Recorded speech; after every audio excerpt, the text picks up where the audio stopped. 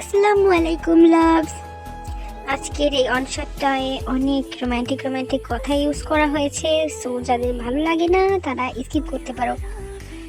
চলো অনশট শুরু করা যাক। কি বলছিস জাকো, মাথা ঠিক আছে তোর? কি বলছি, তোকে দেখলে আমার কেমন কেমন যেন লাগে। তোর যদি এতই কেমন কেমন লাগে তবে একটা জেব বানা, তার সাথে যা খুশি কর। তুই খুব ভালো করেই জানিস আমার সব সম্পর্ক বা প্রেম ভালোবাসা ভালো লাগে না। তো আমি কি করতে পারি? আমি তোর গার্লফ্রেন্ড নই, আমি তোর ফ্রেন্ড। তুই ভাবলি কি করে আমি তোর সাথে এমনটা করব? জান প্লিজ এমন করে না, তোকে দেখলে যে আমার মন মানে না। তুই তোর মনকে মানা, আমি কিছু করতে পারবো না। তে এই কথা বলার সাথে সাথে জাঙ্কুকদের ঠোঁট দুটো আঁকড়ে ধরে আর খুব ডিপলি কিস করতে থাকে এবং তের শরীরে হটভাবে টাচ করতে থাকে।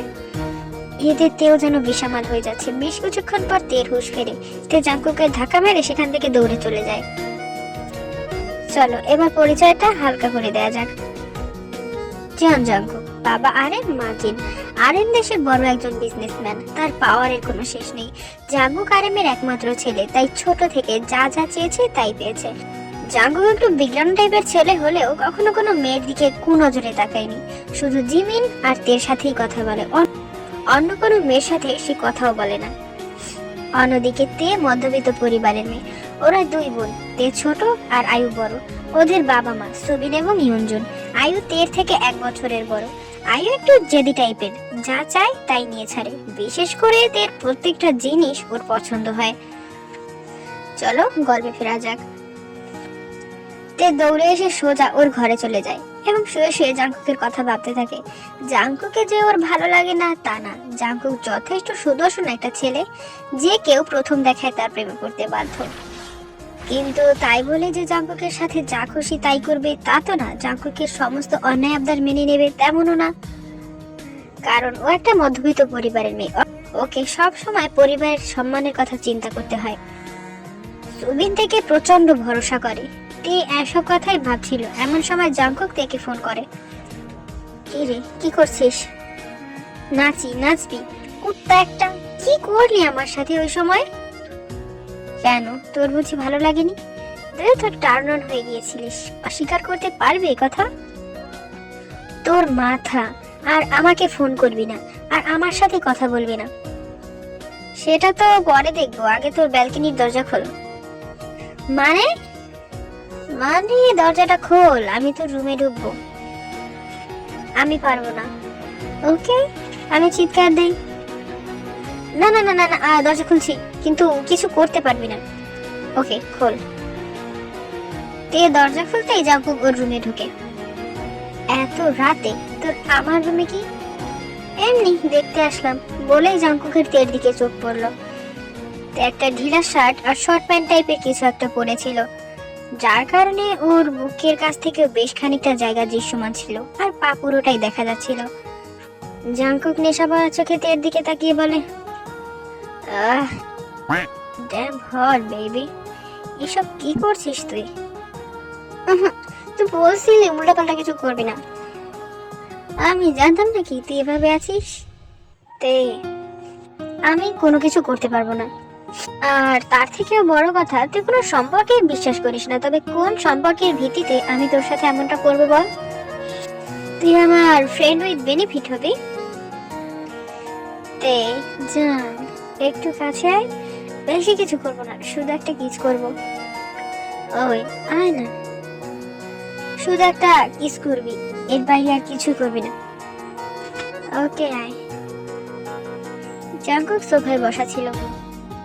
তে ওর কাছে যেতেই এক টান দিয়ে তেকে কোলে বসিয়ে দেয় এবং তেকে কিস করতে থাকে। অন্যদিকে একটা হাত তের টি শার্টের ভিতর ঢুকিয়ে তের বুকের উপর প্রেস করতে থাকে। কিছুক্ষণ পর ও তেকে ছেড়ে দিয়ে গলায় নেমে আসে। জাঙ্কুক বাইট করবে না। ওকে জান। এরপর জাঙ্কুক তের শার্টের বোতাম খুলতে থাকে একটা একটা করে। এরপর তের ইনারের উপর দিয়ে তের বুকে কিস করতে থাকে, বাইট করতে থাকে। অন্যদিকে তে উত্তেজনায় জাঙ্কুকের চুল খামচে ধরে।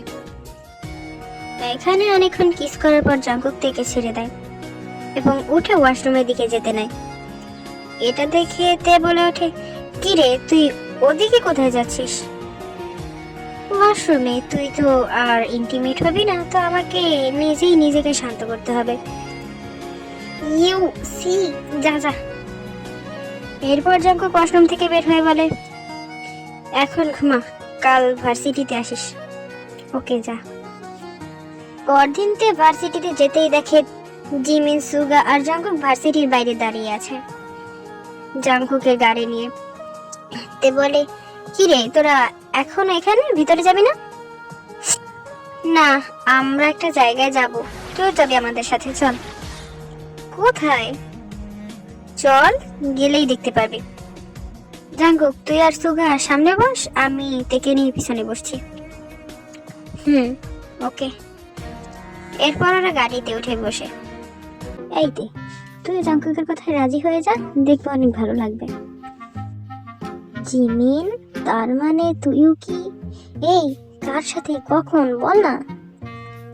বিলয়ের সাথে করছি, আর কার সাথে করব?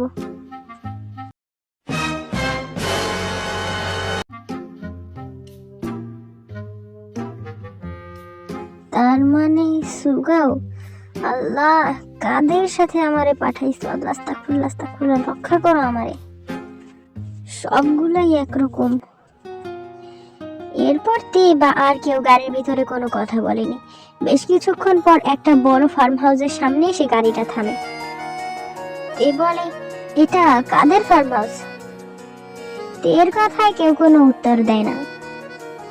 জাঙ্কুক সোজা গিয়ে তেকে কুলে তুলে নেয় এবং একটা রুমে নিয়ে যায়। কি রে, এখানে নিয়ে এলি? ওরা কোথায়? ওরা নিজেদের কাজ করছে। কি কাজ? তুই আর আমি এখন যা করব তাই। কি করবো আমরা? জাঙ্কুক কোনো কথা না বলে তের দিকে এগোতে থাকে। কি রে, আমার দিকে এগোচ্ছিস কেন? আমার সাথে কিছু করবি না বলে দিলাম।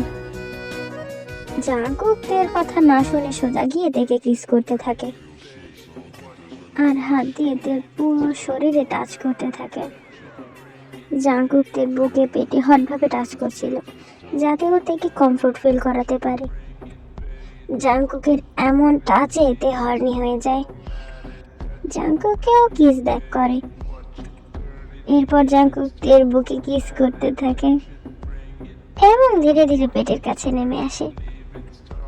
এরপর তেকে পুরোপুরি আনড্রেস করে ফেলে জাঙ্কুক। এরপর তের প্রাইভেট পার্টে সাক করে জাঙ্কুক। কি করছিস কি জাঙ্কুক? কোনো কথা বলিস না জান, তোরও ভালো লাগবে, দেখ, জাস্ট ফিল নে। এতক্ষণ ওরা যা করছিল সব দাঁড়িয়ে দাঁড়িয়ে করছিল। এরপর জাঙ্কুক তেকে করে করে বিছানায় নিয়ে যায় এবং তেকে শুয়ে দিয়ে নিজে আনড্রেস হয়ে যায়। তে তো জাঙ্কুকের লিটল কুকি দেখে প্রচুর ভয় পেয়ে গিয়েছে। জাঙ্কুক, আমি ব্যথা পাবো। আমি আছি না, ভয় পাস না, আমি তোকে ব্যথা দেব না। এরপর জাঙ্কুক নিজেকে তের ভিতরে প্রবেশ করায়। জাঙ্কুক, ব্যথা পাচ্ছি, প্লিজ ওটা বের কর। যত জোরে পারিস চিৎকার কর, সমস্যা নেই। আমার রুম সাউন্ড প্রুফ, আরো জোরে মন কর জান। এভাবে প্রায় 3 ঘন্টা জাঙ্কুক তের সাথে ইন্টিমেট হয়। এরপর তের বুকের উপরে ঘুমিয়ে পড়ে। বিকেলে ওদের ঘুম ভাঙে। কিরে, উঠছিস? চল গোসল করি। সর কুত্তা, আমার কাছে আসবি না, আমি নিজেই যেতে পারবো ওয়াশরুমে। এই বলে তে যেতে নেবে, এমন সময় পায়ের ব্যথায় চিৎকার দিয়ে ফ্লোরে বসে পড়ে। আমি বলেছিলাম আমার সাথে চল, তুই কি হাঁটার অবস্থায় আছিস? আমি তোকে সেই অবস্থায় রাখিনি। এরপর ওরা দুজনে মিলে গোসল করে নেয়। তেকে খাটের উপরে বসিয়ে জাঙ্কুক বাইরের দিকে যেতে নেয়। এমন সময় তে বলে ওঠে, কি রে, কোথায় যাচ্ছিস? জিমিনের রুমে পেন কিলার আনতে বলে জাঙ্কুক চলে যায়। কিছুক্ষণ পরে সে জাঙ্কুককে পেইন কিলার খাইয়ে দেয় আর বলে রেস্ট নে। বাড়িতে যাব না? যাব, তবে কাল সকালে। মানে কি? জিমিন তোদের বাড়ি ফোন করে বলে দিয়েছে যে তুই আজ জিমিনের সাথেই থাকবি জিমিনদের বাড়িতে। ও আচ্ছা, ঠিক আছে। এভাবেই কেটে যায় বেশ কয়েক মাস। ওরা প্রায় আসতো এখানে টাইম কাটানোর জন্য। আজ আয়ুকে দেখতে এসেছে আরেম এবং জিন। দেখুন সুবিন সাহেব, আমরা আয়ুমাকে অনেকদিন ধরেই চিনি, যেহেতু তেমার বোন। আমার ওকে পছন্দ হয়েছে, আমি ওকে আমার জাঙ্কুকের বউ বানাতে চাই। তেমার কথাই বলতাম, কিন্তু আয়ু যেহেতু বড় তাই ওর কথাই বললাম। আর জাঙ্কুক আর আয়ুর এজ গ্যাপ তো সেই হিসেবে দেখতে গেলে আয়ু আর জাঙ্কুক 1 বছরের ছোট বড়, এতে তেমন কোনো সমস্যা হবে না। এর থেকে জাঙ্কুক যেহেতু 2 বছরের বড়। আরেম সাহেব, সবই তো বুঝলাম, আয়ুকেও তো জিজ্ঞেস করার দরকার আছে। আচ্ছা, আপনি ওকে জিজ্ঞেস করেন। এরপর সুবিন আয়ুর রুমে চলে যায়। এদিকে এইসব কথা দরজার বাহির থেকে শুনে ফেলে তে এক দৌড়ে নিজের রুমে গিয়ে দরজা লাগিয়ে দেয়। আরেম আর জিন এতে প্রচুর অবাক হন এবং আরেম বলে, কি হলো ব্যাপারটা? তেমন করে দৌড়ে চলে গেল কেন? ইয়ঞ্জন বলল, আসলে কিছুদিন ধরে ওর শরীরটা খারাপ যাচ্ছে তো, তাই হয়তো। বুঝেছি। এদিকে আয়ু বিয়ের জন্য রাজি হয়ে যায়। সুবিন এসে বলে, আয়ু তো রাজি, জাঙ্কুক কি রাজি হবে? ও আপনি চিন্তা করবেন না, ওকে রাজি করানোর দায়িত্ব আমাদের। আর আমরা 1 সপ্তাহ পর এনগেজমেন্টটা করে রাখতে চাই। আমাদের কোনো সমস্যা নেই। 1 সপ্তাহ পর এনগেজমেন্টের ডেট ঠিক করে ওরা চলে যায়। রাতে তে শুয়েছিল, এমন সময় আয়ু তের রুমে প্রবেশ করে। কি রে, কি করছিস? দেখছিস না শুয়ে আছে? তা তো দেখতেই পাচ্ছি। তো আবার জিজ্ঞেস করিস কেন? আচ্ছা বাদ দে, আমার বিয়ে ঠিক হয়েছে জাঙ্কুকের সাথে। তুই খুশি হয়েছিস? আর তোর খুশিতে বা অখুশিতে কারো কিছু আসে যায় না। 1 সপ্তাহ পর এনগেজমেন্ট। আমি তো অনেক হ্যাপি, কারণ আমি জাঙ্কুককে অনেকদিন ধরেই ভালোবাসি, কিন্তু বলিনি। এসব শুনে আমি কি করব? আমার রুম থেকে যা, আমার ভালো লাগছে না। আয়ু রুম থেকে চলে যেতেই তে অঝরে বালিশে মুখ গুজে কান্না করে। আমি কি করব খোদা? আমি যে তোকে প্রচুর ভালোবাসি জাঙ্কুক, আমি যে আমার সবকিছু উজাড় করে তোকে দিয়েছি। আমি কি করে অন্য কারোর সাথে তোকে সহ্য করবো, তাও আমারই বড় বোনের সাথে? আমি পারবো না। এসব ভাবছিল তে আর অঝরে কান্না করছিল। অন্যদিকে জিন জাঙ্কুককে বলে, জাঙ্কুক, আমরা তোমার বিয়ে ঠিক করেছি। কি? কার সাথে? আমি কোনো বিয়ে ঠিক করতে পারবো না। তুমি ছোট থেকে যা চেয়েছো তাই পেয়েছো। আমাদের এই কথাটা তোমাকে শুনতেই হবে, তা তুমি যাই বলো। সরি বাবা, আমি পারবো না। তুই ভালো করেই জানিস আমি যা বলি তাই করি। তুই যদি এই বিয়েটা না করিস তবে তুই আমার মরা মুখ দেখবি। জিনের এমন কথায় জাঙ্কুক কিছুটা ঘাবড়ে যায়, কারণ সত্যি জিন যা বলে তাই করে। ওকে, আমি রাজি। মেয়েটার ছবি দেখবে না বা জানতে চাইবে না কার সাথে আমরা তোমার বিয়ে ঠিক করেছি? না, আমি সেটার দরকার মনে করছি না। এই বলে জাঙ্কুক রুমে চলে যায় এবং ভাবতে থাকে, আমি তো জানি না যে তুই আমাকে ভালোবাসিস কিনা। তুই হয়তো আমাকে অ্যাজ আ ফ্রেন্ড হিসেবেই দেখিস। এভাবে এলোমেলো চিন্তায় ওদের রাতটা কেটে যায়। পরের দিন সকালে ইউনিভার্সিটিতে জাঙ্কুক, জিমিন আর সুগা বসেছিল। এমন সময় তে ভার্সিটিতে ঢুকে ওদের দেখেও না দেখার ভান করে এড়িয়ে চলে যায়। সুগা বলে ওঠে, কি রে, ও এমন ভাবে চলে গেল কেন? আমিও তো কিছু বুঝতে পারছি না। জাঙ্কুক বলে, দাঁড়া আমি দেখছি। এরপর জাঙ্কুক দৌড়ে তের সামনে যায়। কি রে, ওভাবে চলে এলি যে? আরে ভাইয়া, আপনি? তে তের এমন কথায় জাঙ্কুক পুরোই হতভম্ব। কি বলছিস তুই? কেন বুঝতে পারছেন না? আমার বড় বোনের হাজবেন্ড তো আমার বড় দুলাভাই, তাই না? তাই ভাইয়া বললাম, নাম ধরে ডাকাটা কেমন খারাপ দেখায় না? মানে কি কি বলছিস তুই? এই তোরা ছেলেরা এমন নাটক কেমনি করিস রে? তোর যেহেতু আমার বড় বোনের সাথে বিয়ে ঠিক হয়েছে, তো তুই আমার বড়ই তো সম্পর্কে, তাই না? এতক্ষণে জাঙ্কুক বুঝতে পারে যে ওর বাবা মা আয়ুর সাথে ওর বিয়ে ঠিক করেছে। তুই যখন আমার বড় বোনকে ভালোবাসিস আমাকে আগেই বলতে পারতি। আর কেন করলি তুই আমার সাথে এমন? অবশ্য তোদের মতো এমন বড় লোকের মুখে যাওয়া সন্তানদের কাছ থেকে এর থেকে বেশি কি বা আশা করা যায়? আর নেক্সট টাইম তুই আমার সাথে কথা বলার চেষ্টা করবি না, এই বলে তুই ওখান থেকে চলে যায়। জাঙ্কুক একই জায়গায় ঠায় দাঁড়িয়ে থাকে। জিমিন আর সুগা ওর কাছে আসে। সুগা বলে, কি রে, ও কি বললো আর এমন রাগ করে চলে গেল কেন? জাঙ্কুক ওদের কথায় কোনো উত্তর দিল না, ও সোজা বেরিয়ে গেল ভার্সিটি থেকে। জিমিন আর সুগা তো অবাক হয়ে দাঁড়িয়ে থাকে। যাব বাবা, এই দুটোর আবার কি হলো? কি জানে এদের মাথায় কখন কি ঘোরে। জাঙ্কুক সোজা ওর বাড়িতে চলে যায়। জিন আর আরেম বসা ছিল। বাবা, তোমরা আয়ুর সাথে আমার বিয়ে ঠিক করেছো? হ্যাঁ করেছি, মেয়েটা যেমন ভদ্র তেমন সুন্দর, তো সমস্যা কি? আমি এই বিয়ে করতে পারবো না। জিন পাশে টেবিলে থাকা ফল কাটার ছুরিটা হাতে তুলে নেয় আর হাতের শিরা বরাবর ধরে। তুই যদি রাজি না হোস জাঙ্কুক, তবে আমি এখনই। মা মা দেখো, এমন কিছু করবে না, আমি রাজি। হ্যাঁ আমি রাজি, ঠিক আছে। তে রুমে বসেছিল, এমন সময় ইয়নজন তে রুমে প্রবেশ করে। কি রে, কি করছিস মা? এই তো কিছু না, একটা কথা বলতে আসলাম। বলো। তুই তো খুব ভালো করেই জানিস জাঙ্কুকের সাথে আয়ুর বিয়ে ঠিক হয়েছে। তো কি? তুই জাঙ্কুকের সাথে আর হাঁটাচলা করিস না, মানুষ যাতে খারাপ না বলতে পারে। এভাবে যদি তোরা এমন ভাবে হাঁটাচলা করিস, মানুষ খারাপ ভাববে বা খারাপ বলার একটা সুযোগ পাবে। ওকে, আমার মাথায় থাকবে কথাটা। পরের দিন সকালে আজ ওরা তিনজন বসা ছিল ভার্সিটিতে। এমন সময় সুগা খেয়াল করে বুগামের সাথে তে ওদের দিকেই আসছে।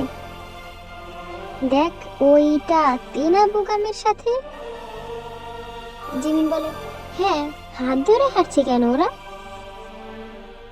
জাঙ্কুক ওদের দিকে তাকাতেই যেন ওর মাথায় রক্ত উঠে যায়। তে আর বুগাম ওদের সামনে এসে দাঁড়ায়। তে বলে, চল তোদের ট্রিট দিব। কেন? আর তুই বুগামের সাথে কেন? বুগাম আর আমি রিলেশনে গিয়েছি, তাই তোদের ট্রিট দিব। মানে কি?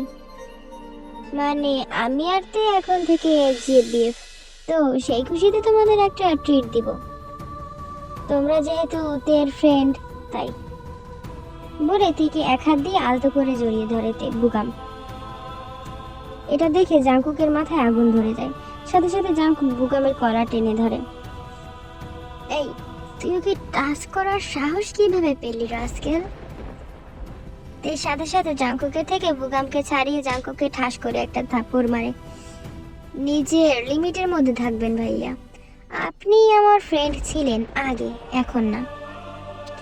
এখন হচ্ছেন উর্বিদুল্লাহ ভাই, সো আমি আপনাকে আমার পার্সোনাল ব্যাপারে ইন্টারফেয়ার করতে দেব না। আর আমরা এখন ডেটে যাব, চলো বেব। চলো। আর নেক্সট টাইম আপনি আমার সাথে কথা বলার চেষ্টা করবেন না, এতে মানুষ খারাপ ভাবে। এই বলে তে আর বুগাম ওখান থেকে চলে যায়। জিন বলে, এইটা তুই ঠিক করিসনি জাঙ্কুক, তোরা থাক, আমি গেলাম। এই হাঁসের বাচ্চা, তুই কই যাস? বাড়িতে তোদের সাথে বসে আড্ডা দেওয়ার ইচ্ছা আমার নেই। এভাবেই আরো 4 দিন কেটে যায়। তে প্রতিদিন ভার্সিটিতে আসতো ঠিকই, কিন্তু ওদের সাথে কথা বলতো না, বুগামের সাথে ঘুরতো। আর জাঙ্কুক আর আয়ুর এঙ্গেজমেন্ট, সকাল থেকে তে অনেক কাজ করেছে, কিন্তু কারোর সাথে কোনো একটা তেমন কথা বলেনি। বিকেলের পর তে আর ওর রুম থেকে বের হয়নি। জাংকুকরা সবাই চলে এসেছে। জাংকুক থেকে কোথাও দেখতে পাচ্ছে না। আর কিছুক্ষণ পর ওদের আংটি বদল হবে। এমন সময় জাংকুকের ফোনে একটা নোটিফিকেশন আসে। জাংকুক দেখে তে টেক্সট করেছে। ও টেক্সটটা পড়তে শুরু করে। দেখ জাংকুক, আমি তোকে টেক্সট করেছি কারণ আমি চাই না আমার এই কথা তুই ছাড়া অন্য কেউ জানুক। আমি জানি তুই আয়ুকে ভালোবাসিস। আয়ু আপু আমাকে বলেছে। আমি না তোকে অনেক ভালোবাসি। আমি তোকে বলিনি কারণ তুই তো আয়ু আপুকে ভালোবাসিস। তুই তো কখনো কোনো সম্পর্কে বিশ্বাসী ছিলি না, তাই বলিনি। তোকে অন্য কারোর সাথে সহ্য করার ক্ষমতা আমার নেই। আর সেই তুই অন্য মেয়েটা যদি হয় আমার বড় বোন। তোকে ভালোবেসে আমি আমার সর্বস্ব উজাড় করে দিয়েছি। এখন হয়তো অনেকেই আমাকে ঘৃণা করবে, কারণ এমন মেয়েকে কেউ ভালো নজরে দেখে না। আমি জানি আমার পরপরেও কোনো শান্তি হবে না, তবুও আমি তোকে অন্য কারোর সাথে দেখতে পারবো না। আর একটা কথা, বুগামের সাথে আমার কোনো সম্পর্ক নেই। ও শুধু নাটক করেছে আমার সাথে। তোদের নতুন জীবনের জন্য শুভকামনা রইল। ইতি তোর ফ্রেন্ড উইথ বেনিফিট। জাংকুকের টেক্সটটা পড়ার সাথে সাথে ওর হাত থেকে ফোনটা পড়ে যায় এবং এক দৌড়ে উপরে উঠে তে রুমের দিকে যেতে থাকে। জাংকুকের এমন ব্যবহারে সবাই হতভম্ব। সবাই জাংকুকের পিছনে পিছনে যেতে থাকে। জাংকুক তের দরজা ধাক্কা দিচ্ছিল আর বলছিল, এই তে দরজা খোল, দেখ ভয় দিবি না, দরজাটা খোল। এবার কিন্তু খারাপ হয়ে যাচ্ছে, দরজা খোল। সুগা, দরজাটা ভাঙতে হবে। জাংকুক আর সুগা মিলে দরজা ভাঙে। জাংকুক দরজাটা খুলে দেখে তে অজ্ঞান অবস্থায় ফ্লোরে পড়ে আছে। ওর হাত দিয়ে অঝরে রক্ত পড়ছে। এই তে দেখ, চোখ খোল, চোখ খোল জান। জাংকুক থেকে কোলে তুলে নেয়। সুগা, গাড়ি বের কর। এরপর টেকে নিয়ে সোজা বের হয়ে যায়। সবাই তো হতভম্ব, কারো মাথায় কিছু ঢুকছে না। সুবিন আর ইয়ঞ্জন কান্না করছে। এরপর ওরা সবাই মিলে সুগা আর জাংকুকের পিছন পিছন যায়। গিয়ে দেখে জাংকুক কান্না করছে আর সুগা পাশে বসা। আয়ু বাদে বাকি সবাই কান্না করছিল। আরেক জাংকুককে বলে, তুই কিভাবে জানলি তে এমন একটা কাজ করবে? সব সব তোমাদের জন্য হয়েছে, তোমরা দায়ী, এবং আপনারা, তের বাবা মা, সবাই দায়ী এর জন্য। জাংকুক উঠে গিয়ে আয়ুর গালে একটা থাপ্পড় মেরে বলে, এই মেয়ে, আমি কবে বলেছি যে আমি তোমায় ভালোবাসি? এদিকে সবার মাথার উপর দিয়ে যাচ্ছিল। এমন সময় ডক্টর আসে। পেশেন্টের জ্ঞান ফিরেছে, কে কে দেখা করতে চান ভেতরে আসুন। জাংকুক বাইরে ছিল, বাকি সবাই ভেতরে। ডক্টর সুবিনকে নিজের সাথে ডেকে নিয়ে যায়। দেখুন মিস্টার সুবিন, আপনাকে একটা কথা বলি। প্রথমত, এই অবস্থায় আপনার অনেকক্ষণ ধরে না খাওয়া, তার উপর এমন একটা কাজ করলো। ওকে ঠিক সময় না আনলে আপনার মেয়ে আর তার বাচ্চা দুজনেরই ক্ষতি হতো। দুজনেরও লাইফ রিস্কও হতে পারতো। বাচ্চা কেন? আপনার মেয়ে প্রেগনেন্ট, জানেন না আপনি?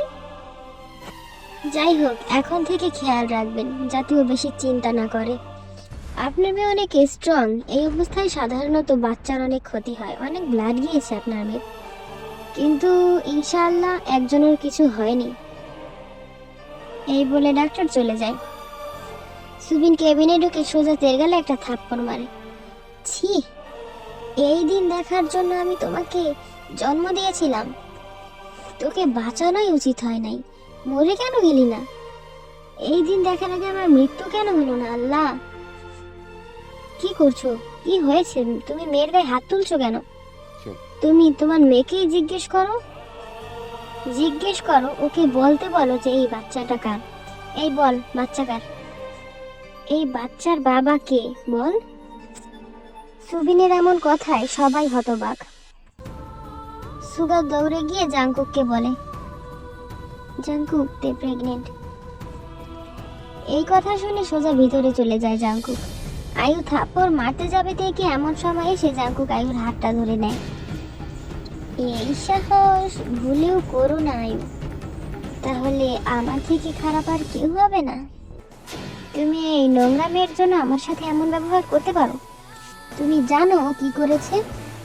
কি জানার কথা বলছো তুমি? ও প্রেগনেন্ট তাই, নাকি বেবিটা আমার তাই? কোনটা জানার কথা বলছো তুমি? মানে মানেটা একদম সোজা, পানির মতো ক্লিয়ার। এই বাচ্চার বাবা আমি। তুমি কে বাঁচানোর জন্য এমন উল্টোপাল্টা কথা বলছো, তাই না? দেখো আয়ু, সবকিছুর একটা লিমিট আছে। তুমি কে যে তোমাকে এত কথা বলবো? শুধু মায়ের জন্য রাজি হয়েছিলাম বিয়েতে, আর কিছুই না। আর এই কথাটা সত্যি যে এই বাচ্চাটা আমার। আমাদের মধ্যে যা হয়েছে সজ্ঞানে হয়েছে। প্রথমে এতে এর মত ছিল না, কিন্তু যা হয়েছে আমাদের দুজনের মতেই হয়েছে। জাঙ্কুকের এমন কথা শুনে সবাই লজ্জায় মাথা নিচু করে নেয়। আরিম বলে, আগে বলতি তোরা দুজন দুজনকে ভালোবাসিস, এত কিছু তো তাহলে হতোই না। মা কি সেই সুযোগ দিয়েছে আমাকে? দেখুন মিস্টার সুবিন, যেহেতু একটা সমস্যা হয়ে গিয়েছে, তাই তেকে ঘরে তুলতে চাই আমি। আমার তে বলে কোনো মেয়ে নেই, আমার একটাই মেয়ে আয়ু। ওকে নিয়ে যা খুশি আপনারা করুন, আমার কোনো মতামত দেবার নেই। ওকে, দরকার নেই। মা, তুমি কি তেকে মানবা না আমি ওকে নিয়ে চলে যাব? আর তুমি ভালো করেই জানো, আমি যদি একবার তেকে নিয়ে এখান থেকে যাই, আর কখনো তুমি তোমার ছেলের দেখা পাবে না। আর আমি যা নিজে করি, নিজে যেটুকু ইনকাম করি, তাতে আমি আমার বউ বাচ্চা নিয়ে নিঃসন্দেহে খুব ভালো একটা লাইফ লিড করতে পারবো। হয়তো তোমাদের মতো এত বিলাসবহুল জীবন কাটাতে পারবো না, তবুও পারবো। আমি সুন্দর একটা জীবন দিতে পারবো আমার বউ বাচ্চাকে। তেমাকে তো আমারও পছন্দ, তুই যদি আগে বলতি তাহলে এত কিছু হতো নাকি? তের মা বাবা এবং আয়ু হসপিটাল থেকে চলে যায়। ওই দিনই ওদের বিয়ে করানো হয়। আরেন যেহেতু একজন বড় বিজনেসম্যান, তাই এই খবর পাস হতে দেরি লাগবে না যে তার ছেলে বিয়ের আগেই বাবা হতে চলেছে, বা ওদের বিয়ে এই কারণে এরকম বাজে একটা পরিস্থিতি করে দিতে হয়েছে। তাই ওদের পরদিন বিকেলে বাইরে পাঠিয়ে দেওয়া হয়, যাতে এই বিষয়টা সম্পূর্ণ ধামাচাপা পড়ে যায়। কিছু কিছু সত্যি সমাজে না আসাই ভালো। যে সত্যি সমাজে না আসলে দুটো ভালোবাসার মানুষ সুখে থাকবে, একটা পরিবার বা দুটো পরিবার সুখে থাকবে, এমন সত্যি সমাজে না আসতে দেওয়াটাই ভালো, যাতে উভয়ের সুখ। কথায় আছে সত্যি চাপা থাকে না, তাই বলে কি সব সত্যি প্রকাশ করতে আছে? কিছু সত্যি চাপাই থেকে যায়। এরপর কেটে যায় 5টি বছর। আজকে জাঙ্কুক বাড়ি ফিরেছে, সাথে ওদের মেয়ে তেকুকেও আছে। সবাই ওদের জন্য এয়ারপোর্টে ওয়েট করছিল। তের বাবা মাও আছে, যদিও আয়ুও ছিল। তে তো দেখে প্রচুর অবাক হয়। তে দৌড়ে গিয়ে সুবিনকে জড়িয়ে ধরে। বাবা তুমি আসছো, তুমি আর রাগ করে নেই তো আমার উপরে? না মা, আর রাগ করিনি। তুই একটা ভুল করেছিলি, তাই সারা জীবন শাস্তি পাবি। ভুলটা আমাদেরও ছিল যে আমরা তোদের ইচ্ছে অনিচ্ছের কথা জানতে চাইনি, জিজ্ঞেস করিনি। তাই ইয়ঞ্জুনকে জড়িয়ে ধরে এবং কান্না মাখা কণ্ঠে বিভিন্ন ধরনের কথা বলতে থাকে।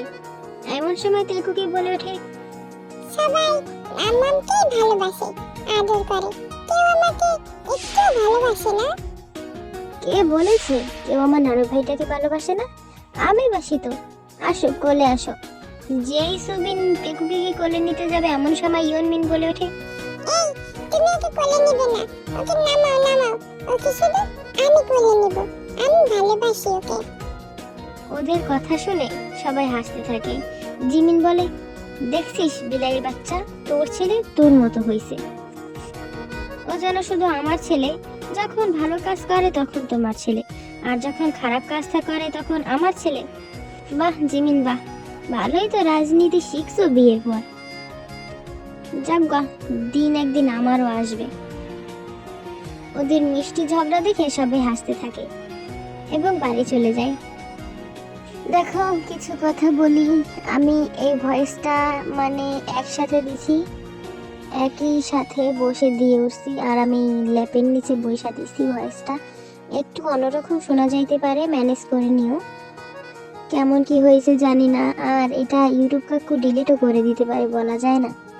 ভিতরে আমি যেসব ল্যাঙ্গুয়েজ ইউজ করছি, সো সবাই ক্ষমার দৃষ্টিতে দেখবা। সরি সরি, আমি এসব কিছুই জানি না। হ্যাঁ, আমি অনেক ইনোসেন্ট বাচ্চা। ভাই প্রচুর ঘুম পাইছে আমার, লিটারেলি 12টা বাজতে চললো। আমার অনেক ঘুম পাইছে, আমি বিকালে ঘুমানি। বাই, এত কথা বলবো না, বাই।